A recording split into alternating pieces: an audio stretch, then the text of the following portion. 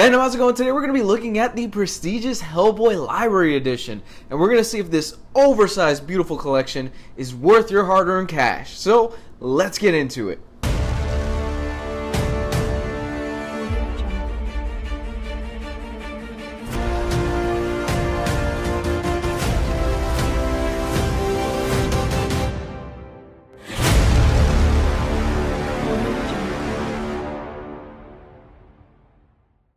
So what do you need to know? Hellboy is the creation of writer-artist Mike Mignola, and he's been doing this for about 25 years at this point. The guy is a master artist slash writer, and Hellboy is his ultimate magnum opus. Hellboy centers around the character of Hellboy, and Hellboy is the greatest paranormal investigator that the world has ever seen. The big thing about Hellboy, though, is that he's a demon himself. Created during the World War II era, Hellboy is the direct result of Nazi experimentations to try and bring something from the other side to turn the tide of the war. What I find fascinating about Hellboy is that sometimes you'll get these huge 6, 7, 8 issue arcs, and sometimes you'll get one-shot issues. And don't knock the one-shot issues right off the bat, because of the fact that the one-shot issues sometimes play a huge role in stories later on, and characters that you think, oh, they're not important, that was a cute little one-shot story set in the 1960s. Those characters come back later on and they play a much larger role. Essentially what you're getting here are a few stories involving Hellboy and the BPRD. Now the BPRD, for those of you that don't know, is the organization that Hellboy works for, and they hunt down monsters. You're also getting Hellboy's first interaction with one of his greatest villains, Gregory Rasputin, who later on in the series will play a much larger and pivotal role. It should be warned though that, like I stated, sometimes you'll get full 6, 7 issue arcs, and sometimes you'll get volumes that are just full of one-shot stories. So for those of you that get frustrated because of the fact that you don't feel the story is progressing further along, or that you feel that Mike Mignola is going on different tangents that don't really interconnect, stick with it, because a lot of those one-shot stories, they pay off later on, and it's kind of impressive to see how far Mike Mignola was able to map everything out, even including just a few one-shot issues here and there. For those of you that are fans of H.P. Lovecraft, Cthulhu, monsters, creatures, just generally things that go bump in the night, you will absolutely love this stuff, because it's really interesting how well Mike Mignola is able to take different cultures and different myths and different religions and incorporate it so well, and he fits Hellboy so well that you'll actually end up thinking, wow, is this myth really based around Hellboy or not? Honestly, it's this love of different mythologies and different religions and different cultures that really drew me into Hellboy in the first place. Now, when I first started reading the series, it really didn't grab me because of the fact that I expected what was going on in the movies, where you get just long arcs and then you deal with an overarching monster or an overarching enemy.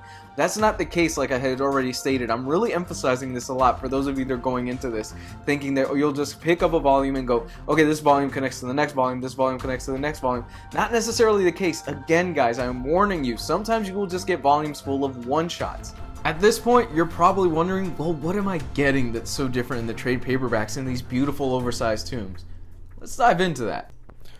Okay, so for those of you that are new to my videos, what I'm going to do is that we're going to dive actually into the book, and you're going to see what you are getting. First things first, for those of you that are wondering, yes, the binding is sewn, and yes, the paper is glossy. And you turn the page, and oh my gosh, how awesome does that look? Right off the bat, you get a beautiful, nice double page spread of the big red man himself, Hellboy. I first opened this up, and I was like, oh my gosh, I know I'm in for a treat. Oh, just beautiful stuff. Dark Horse kills it with these library editions, and the Goon library editions are good too, but to me these are the creme de la creme. So you open it up, Hellboy Volume 1, Seed of Destruction, and Wake the Devil. Introduction by Scott Alley, which is a really nice read. I recommend you do read it, and there's actually even an introduction in here by Alan Moore, if I'm not mistaken, which is a really fun read also. And another introduction by Robert Bloch, famous writer. And boom, get right into it. I really like this. A lot of these library editions, what they'll do is that they'll have the different chapters separated, and they'll have chapter 1, and I think that's a nice little touch. And you turn the page and you get a real badass picture of Hellboy, and you first start with Hellboy right here. A lot of people don't realize this, but actually Mike Mignola wasn't a strong writer when he first started, and he needed help, so he enlisted John Byrne. So famous writer John Byrne is actually co-writing the first arc of this, and eventually Mike takes over by himself, and he kills it, and he does a great job. Here's something I wanted to show you guys. What's really great about this also is the fact that a lot of these chapters, they'll have an introduction by Mike Mignola. He'll explain where he got the mythology from, what type of place he picked it up from, and how he adapted it to fit Hellboy. Really fascinating stuff, and I really do recommend you don't skip this and you read it. Now, for the sake of story spoilers, what I'm going to do is I'm just going to jump right into the back so you can see what special features you're getting out of this. In terms of special features, you're getting a lot of sketches and a lot of different artworks and commentary, all of it mostly done by Mike Mignola, and how he explains, hey, I came up with this character through this design, and I came up with this through a mythology, and I worked on this character. I didn't love the design originally, but I'm going to use them later on. Things like that. I absolutely love this stuff in the back of here, because if you are somebody like me that has studied mythology or has studied art and has studied different religions, you will absolutely eat this up. Some of the design work in here is absolutely just chilling. Like, look at this thing. Oh my gosh, absolutely horrifying. But yeah, that about does it in terms of what you're getting here for special features. I know a lot of you that are suckers for cover galleries and things like that, you're not going to get that here, especially since this was early Hellboy and this was before Hellboy blew up and became the character that he is today. A lot of that stuff you're going to find in later volumes in the library editions. Now let's discuss the art for a moment. Mike Mignola is known for a very minimalistic style, however, it works so well in the context of how he uses it. What he does is that he uses a lot of shadows and a lot of mood lighting to establish the character, and sometimes he'll do a lot of work with just a few simple lines that most artists wouldn't even try. What's also fascinating is just how well Mike Mignola is able to create these really creepy monsters and their designs and their sketches, and with a few simple lines, just how well he's able to portray these things and how well they get under your skin.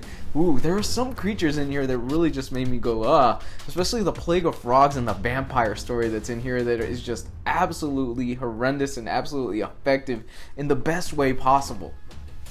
If this is your first time checking out my channel, I'd rate books on a pass, borrow, buy scale, and without a shadow of a doubt, this is most definitely a buy.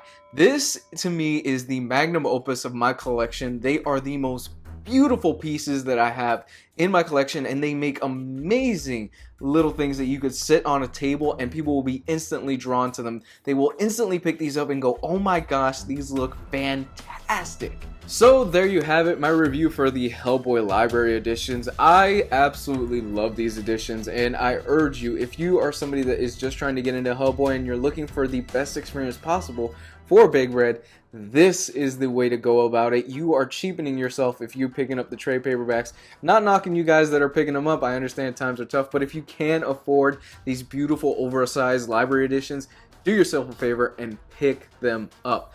If this is your first time checking out my channel, check out some of my other videos. I do weekly reviews of trade paperbacks, special editions, hardcovers, all that great stuff. And if you're interested and you want to kick a couple of shekels my way, my PayPal is going to be found right there, and it's going to be found in the description below. I love you guys. Thank you so much for checking out this video. If you are somebody that has read the Hellboy Library Editions, let me know what you think about them in the comments section. Comment, subscribe. Have a great week. Bye.